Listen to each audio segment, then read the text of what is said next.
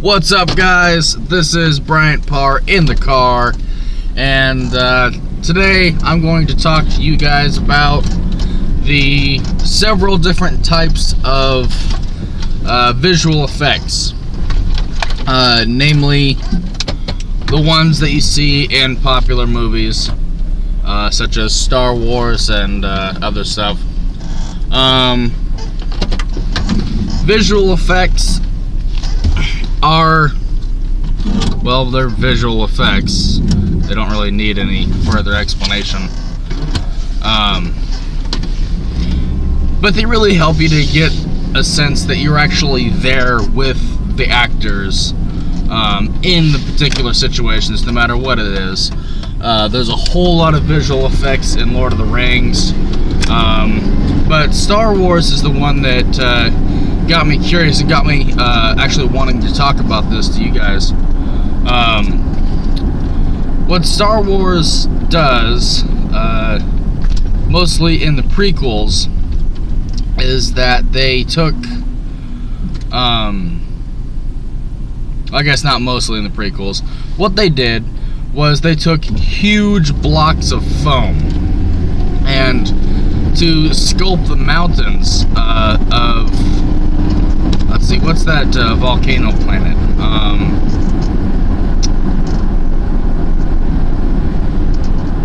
Mustafar. I think it's Mustafar.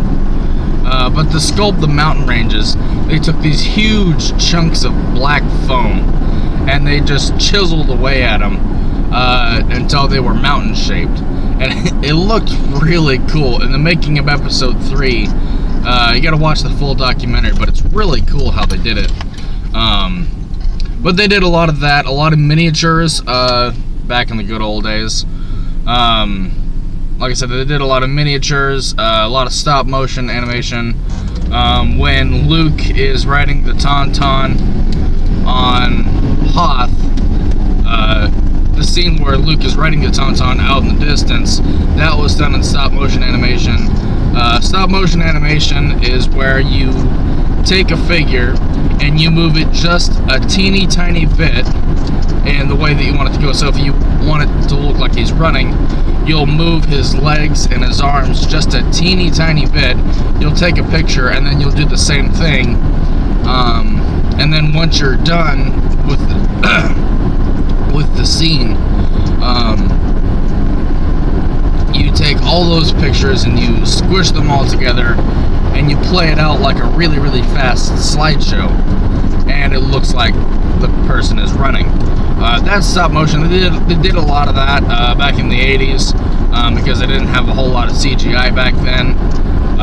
And which leads me to my second thing, CGI.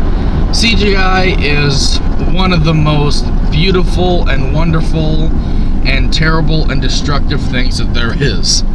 It can make or break a movie. In the prequels, it broke them. But if you want to hear me complain about that, you'll have to go and watch my other videos. But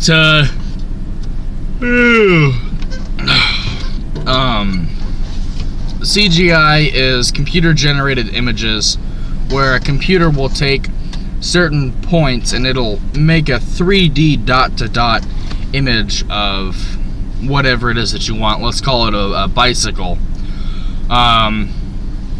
Take a 3D dot-to-dot image of a bicycle, and then the computer will lay a landscape over that, and then you can go from there. You can design different colors and textures and whatnot. But it's a little bit more complicated than that, but that's pretty much what it is. Like I said, I don't know much about it. I didn't do a whole lot of it in high school. But that's CGI.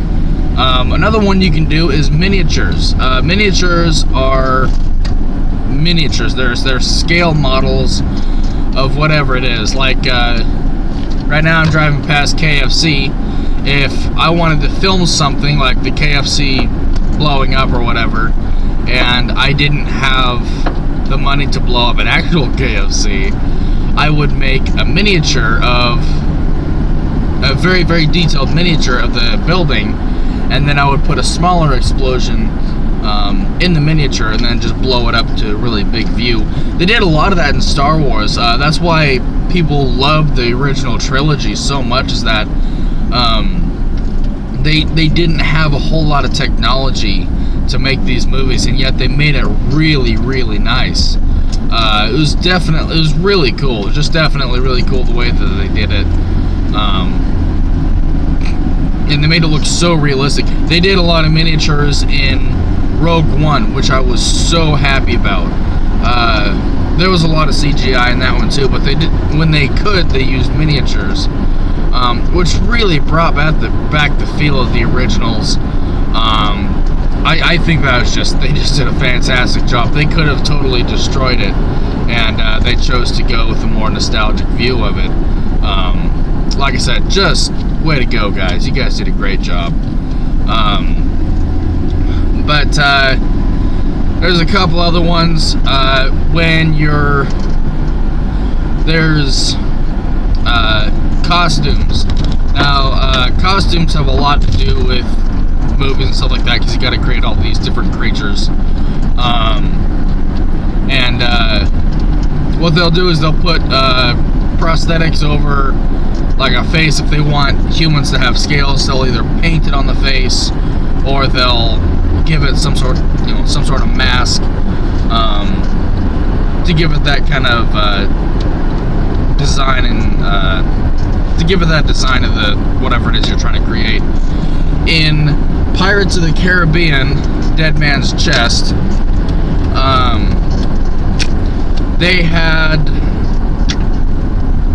the actor who played Davy Jones.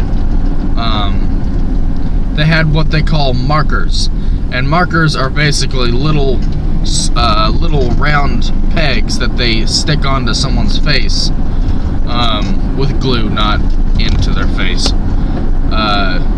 Little round pegs that they'll put into they'll stick on their face, and then the computer will generate an image around those dots. They'll have it be designed around those dots. It's really cool how they did that.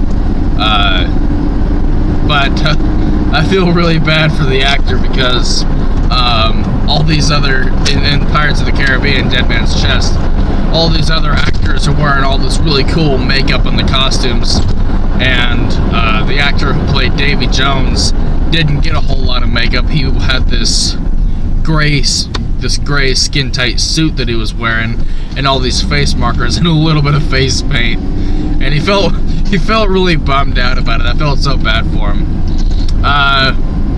But yeah, those are the several types of visual effects. There's a lot more out there, I'm sure, but I can't think of any off the top of my head. So if you like this video, be sure and give it a like in the comment, and be sure and subscribe to my channel. I'm trying to get more subscribers on my channel. I would appreciate it. This has been Bryant Parr in the car. Have a good one.